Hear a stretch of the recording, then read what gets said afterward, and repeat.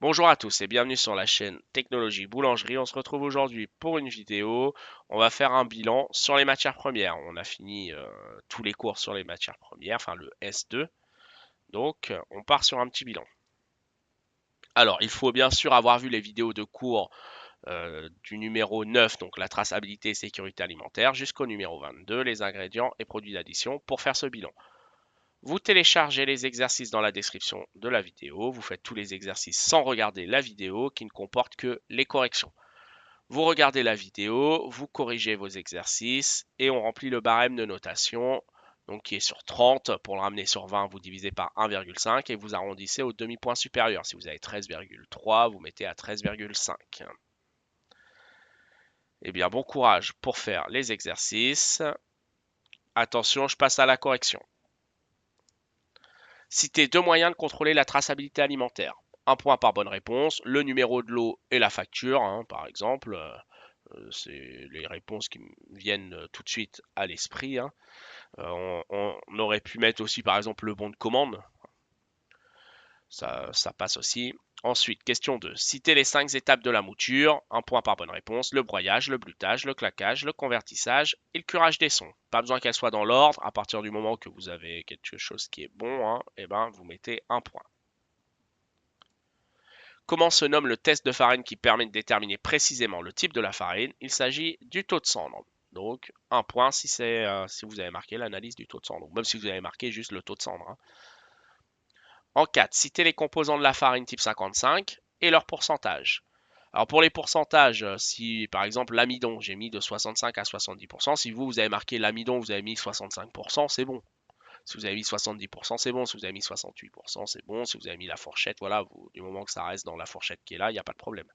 L'eau, maximum 16%, le gluten 9 à 12%, le sucre 1 à 2%, les matières grasses 1,3 à 1,5%, les matières minérales 0,4 à 0,5%, les matières cellulosiques quelques traces, les vitamines B, PP et E.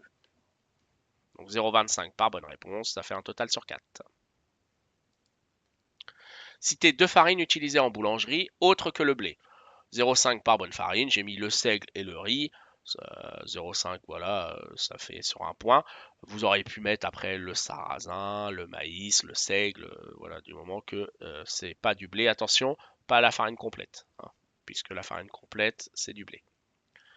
Écrire deux rôles, de l'eau, du lait, du sel, sucre, ainsi de suite. Alors là, l'eau, j'ai mis règle la température de la pâte, puisque si elle soit plus ou moins froide, ça fait une pâte plus ou moins froide, et hydrate la farine. Pour les autres, vous remarquerez que j'ai mis donne du goût partout. En fait, il ne faut pas se prendre la tête. Mis à part l'eau qui n'a pas de goût, tous vont donner du goût, donc c'est un rôle facile à retenir. Après, pour le lait, bon, j'ai mis donne du goût, hydrate la farine. J'aurais pu mettre aussi règle la température de pâte. Donc tout rôle après qui est logique, qui est dans le cours, ça passe aussi. Vous mettez 0,5. Le sel donne du goût, donne de la force. J'aurais pu mettre donne de la couleur. J'aurais pu mettre améliore la conservation. Voilà, j'en passe. Le sucre, bah, donne du goût, donne de la couleur. Les matières grasses donnent du goût, rend la cuisson homogène. Les œufs donnent du goût, hydratent la farine. Donc voilà, 0,5 par bon rôle. Citer deux conditionnements de la levure. Alors là, j'ai mis la levure pâteuse en bloc de 500 grammes et la levure liquide. Après, si vous avez mis la levure déshydratée, la levure congelée, ça passe aussi, il n'y a pas de souci. En 8, citer un avantage des ovoproduits. Un point pour la bonne réponse. Donc moi, j'ai mis le gain de temps, on casse plus les œufs. Ensuite, on peut mettre aussi gain de temps, par exemple, on a pu à séparer les blancs des jaunes. On pourrait très bien mettre meilleure hygiène puisqu'on touche plus les coquilles. Voilà, ça vous mettez le point si vous avez mis une réponse correcte. Citer deux sucres utilisés en boulangerie, j'ai mis le sucre grain et le sucre glace, un point par bonne réponse. Petit rappel, le miel est le sucre le plus naturel et il est utilisé aussi bien sûr en boulangerie. Ensuite, on aurait pu mettre, je sais pas moi, la vergeoise, le sucre semoule, peu importe. Question 10. Citer deux précautions d'emploi des produits prêts à utiliser. Produits prêts à utiliser, petit rappel, c'est par exemple un seau de nappage, un seau de praliné. Voilà, c'est des produits qui sont prêts à utiliser. Ou bien des fois on dit aussi semi-fini, par exemple une plaque de feuilletage déjà tourée et tout, abaissée. Hein, ça s'achète dans le commerce et vous avez juste à la cuire. Alors bien sûr, qu'est-ce qu'on fait? On vérifie les DLC, les DDM. On vérifie que les emballages ne soient pas abîmés. Exemple, sauce à pizza, ma boîte de conserve, qu'elle ne soit pas gonflée, abîmée. Hein. Donc voilà, il faut faire attention à ce genre de choses. On peut rajouter d'autres choses. Hein. Par exemple, on avait dit faire attention aux consignes d'utilisation. Sur certains produits, il est marqué, peut-être par exemple si c'est des produits à mettre directement au magasin, par exemple des salades toutes prêtes, c'est peut-être marqué surtout ne pas, enfin, le conditionnement, à mettre à quelle température, tout ça. Donc on respecte bien, voilà, les consignes pour les produits. Écrire un rôle pour chaque produit correcteur. Donc l'acide ascorbique, j'ai mis réduire le pointage. J'aurais pu mettre donne de la force. Hein.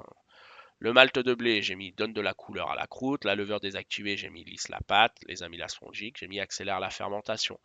Alors pour, par exemple, levure désactivée, amylase fongique et malt de blé, j'aurais pu aussi mettre gain de volume. Hein. Donc après, du moment que les réponses sont logiques, il n'y a pas de problème. Question 12. Donc là, on est plus sur une petite analyse. Ma baguette de tradition manque de volume, de couleur et fermente trop lentement. Quel produit correcteur à utiliser? Là, tous ces symptômes-là, ça ramène vraiment au malt. Hein. Le malt qui va accélérer la fermentation, qui va donner de la couleur, donner plus de couleur, et du coup qui va donner aussi en volume grâce à l'accélération de la fermentation. Question 13, un petit vrai ou faux. Les améliorants sont interdits dans la tradition. C'est faux, hein, petit rappel. On peut mettre 6 produits correcteurs dans la tradition. Hein. C'est les additifs qui sont interdits. Donc dans la tradition, ce qui est autorisé, c'est le gluten sec de blé, le malt de blé, la levure désactivée si elle est réductrice de sel, la farine de fève, la farine de soja, les amylases fongiques. Hein. Alors, donnez la définition d'auxiliaire technologique. Un point pour la bonne réponse. Donc, c'est une substance qui est utilisée dans le but de préserver ou de renforcer les qualités du produit. L'auxiliaire technologique, c'est quelque chose de naturel, hein, qui n'est pas retrouvé dans le produit fini car il est détruit à la cuisson. Alors, comment se noter là-dessus?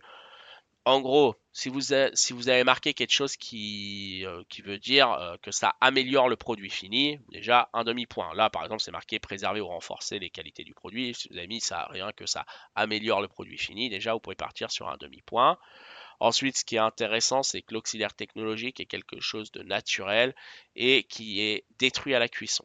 Et là, si vous avez mis ça, bah, vous mettez tous les points. Eh bien, c'est fini pour aujourd'hui. Merci de m'avoir écouté. Je vous dis à une prochaine.